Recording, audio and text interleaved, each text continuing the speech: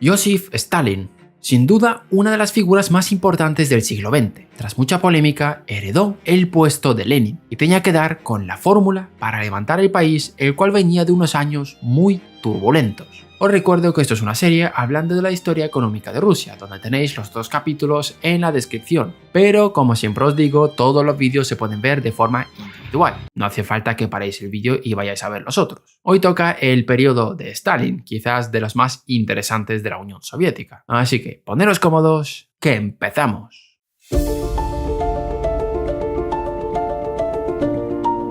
Con la muerte de Lenin y la llegada al poder de Stalin, en 1928 se abandonaron los postulados de la NEP, el plan económico que había impulsado Lenin después de la Guerra Civil, el cual tenía un gran problema por culpa de la conocida como crisis de las tijeras. Durante la recuperación, el sector de las manufacturas y el industrial lo hicieron de una forma mucho más lenta que el sector agrícola, y debido a esta mala recuperación no podía abastecer la creciente demanda y por ende los precios de los productos industriales se dispararon. Mientras tanto, los precios de los sectores agrícolas estaban bajando, reduciendo así la ganancia de los agricultores, los cuales no podían aumentar su productividad porque no podían comprar los productos manufacturados, produciéndose así un fuerte desajuste, y se llama crisis de las tijeras porque si lo dibujáis en un gráfico parece una tijera. Así que Stalin tenía que poner remedio a esto e impuso una nueva forma de dirigir la economía: la planificación y la centralización. A partir de ese entonces el Estado se iba a encargar de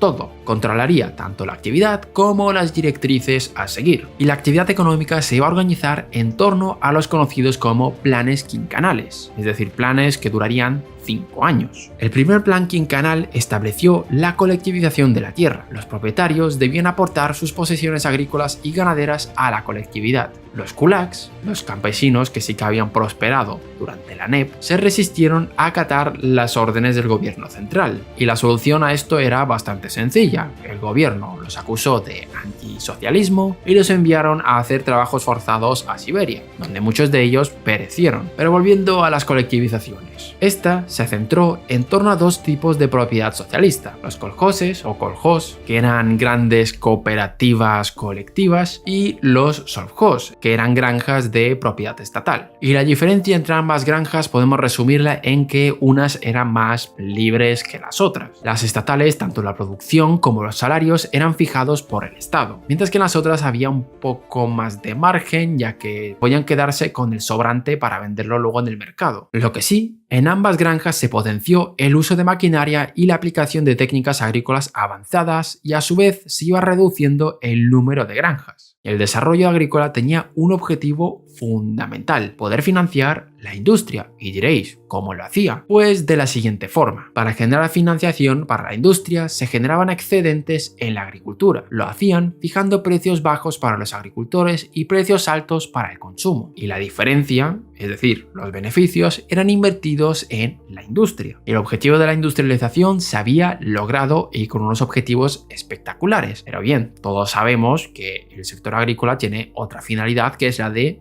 alimentar. Y ahí es donde nos vamos a encontrar las sombras del periodo de planificación.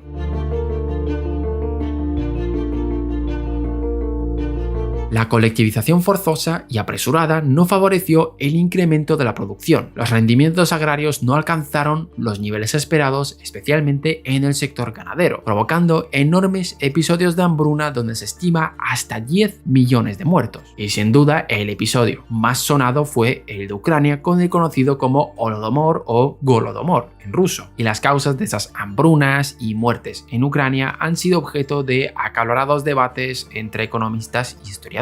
Muchos estudios muestran que fueron los procesos de colectivización que habíamos comentado los que condujeron a la hecatombe. El régimen soviético organizó a los campesinos en grandes granjas colectivas controladas por el gobierno. Luego, el gobierno adquirió grano directamente de estas granjas y lo distribuyó a la población industrial, mientras, en teoría, dejaba suficiente para los campesinos. En teoría. Pero aparte de esto, granjas, ciudades y pueblos enteros de Ucrania fueron incluidas en listas negras que les impedían recibir alimentos, debido a que había muchos focos que se oponían a la planificación del gobierno. Y esto era una forma de castigarles, pero el castigo se les fue un poco demasiado de las manos. A los campesinos se les prohibió salir de la República de Ucrania en búsqueda de alimentos. Con la creciente hambruna se incrementaron las solicitudes de alimentos y la ayuda no se proporcionó en cantidades suficientes. La crisis alcanzó su punto máximo en el invierno del 32 y el 33, cuando grupos organizados de policías y burócratas saquearon las casas de los campesinos y se llevaron todo lo comestible, desde cultivos hasta suministros personales de alimentos de mascotas. Pero no nos vamos a detener mucho en este episodio, ya que hay muchos matices y cosas a comentar. Si os interesa un vídeo solo hablando de este episodio, hacedmelo saber en la caja de comentarios. Y ya que estáis, si sois nuevos, os podéis suscribir. En resumidas cuentas, estas hambrunas fueron causadas por 1. Que la producción no era la que se esperaba, y 2. Que los castigos a los que se oponían se les había ido de las manos. Pero bueno, como ya dijimos, la gran obsesión de Stalin era la industrialización, y lo consiguió, sí, y vaya que sí.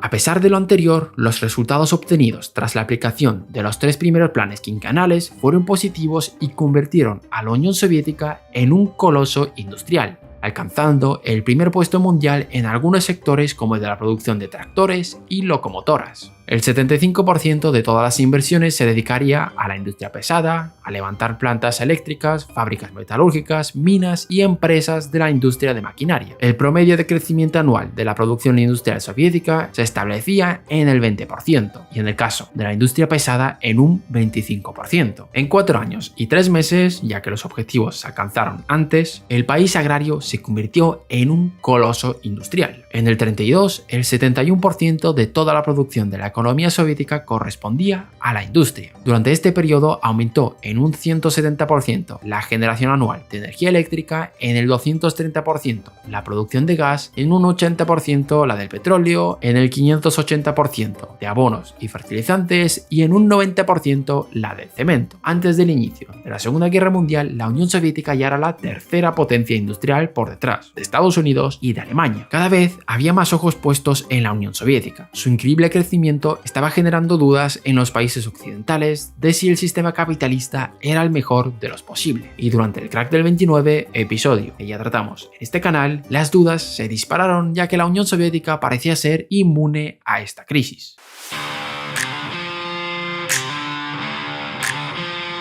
En 1929, mientras millones de obreros de Stalin, algunos bajo régimen de trabajo forzado, hay que decir, llevaban a cabo el primer plan quinquenal, en el mundo capitalista ocurrió algo inesperado, el crack del 29. Mientras la crisis azotaba las economías capitalistas de todo el mundo, Stalin se frotaba las manos, ya que su país recibió el impulso adicional de los avances científicos occidentales. Al ver que sus proyectos no progresarían en Occidente, los científicos volvieron la vista hacia la Unión Soviética, la cual compraría sus descubrimientos, ya que al camarada Stalin le sobraba el oro para pagarles. Este llegó a tal punto que en los años 30 la Unión Soviética era el importador de maquinaria industrial número 1 del mundo. Así, a las minas, fábricas y talleres soviéticos fueron llegando las más modernas máquinas que Occidente había diseñado. Con todas ellas dotaron sus factorías. Mientras tanto, en la vieja Europa y en Estados Unidos se seguía utilizando maquinaria de finales del siglo XIX y principios del XX. Los ingenieros americanos se enorgullecían de las instalaciones que había en su país, pero no fue en América donde se levantaron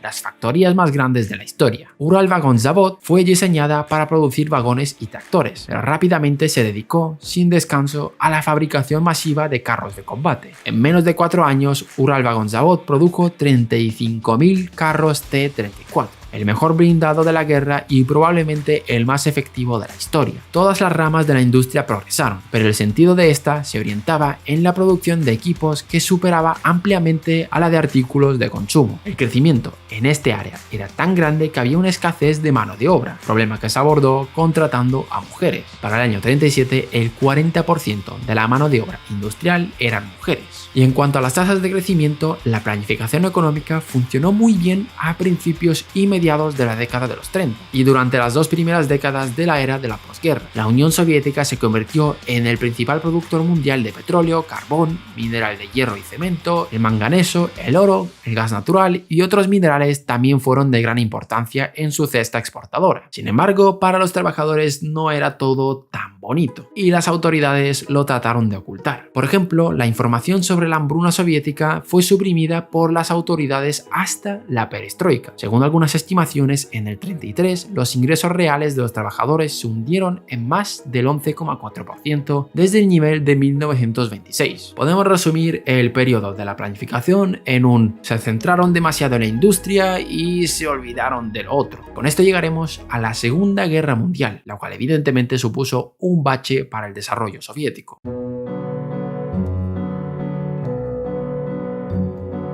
En el 1939 había estallado la Segunda Guerra Mundial, pero la Unión Soviética no se había posicionado a favor de ningún bando. El Tratado de Ribbentrop-Molotov con Alemania y sus relaciones diplomáticas estables con potencias de Occidente le colocaba en un lugar francamente favorable. Por el momento, la Unión Soviética veía de lejos la inestabilidad política de Europa. Las cosas cambiaron en 1942, donde todo este trabajo fue interrumpido por la incursión alemana que lanzó todo su poderío bélico sobre la Unión Soviética. Cuando inició el conflicto, apoyándose en la planificación centralizada, el Estado soviético llevó a cabo en un corto plazo de tiempo la reestructuración radical de toda la economía nacional por las necesidades de la situación bélica. Fueron movilizados todos los recursos materiales y humanos a la producción militar. Toda la industria de maquinaria pesada y para el transporte fue adaptada para la fabricación de tanques y de artillería. Y la agricultura, que por fin empezaba a ver la luz a finales de los años 30, volvió a retroceder un par de años. Otro problema gordo al que se enfrentó el país es que se perdió el control de la parte occidental, es decir, la parte más cercana a Europa, provocando serios problemas en el transporte ferroviario. Pero el ejército soviético logró contraatacar con la ayuda de su mayor aliado, el invierno.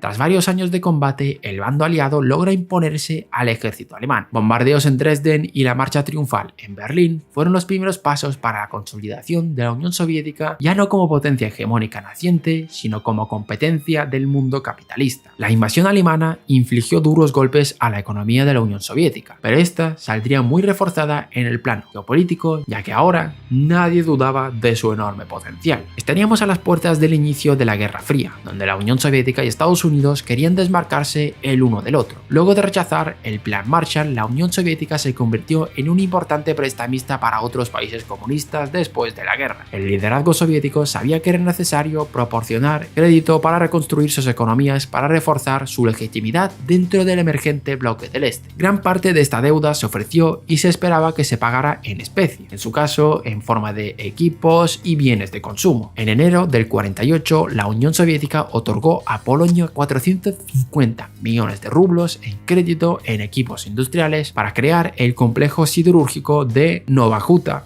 por ejemplo. Simultáneamente, los sistemas financieros de Europa Central fueron remodelados siguiendo las líneas soviéticas y se enviaron expertos a Moscú para ser capacitados por el Banco Estatal y el Ministro de Finanzas. Todo estaba preparado para la Guerra Fría, donde el bloque soviético no quería saber nada de Occidente. Y nuestro camarada Stalin estaba ya en las últimas. En sus últimos años, Khrushchev, quien había fungido como líder en Ucrania en la posguerra, empezó a ganar fuerza. Finalmente, en 1953, murió Stalin después de un largo periodo de convalencia y luego de una lucha de poder en el interior del régimen soviético se impuso Khrushchev. Pero esto ya es otra historia. Llegamos al final de este vídeo. Dadle un like si os ha gustado, dejad también un comentario. Gracias por vernos un día más y nos vemos en el próximo vídeo.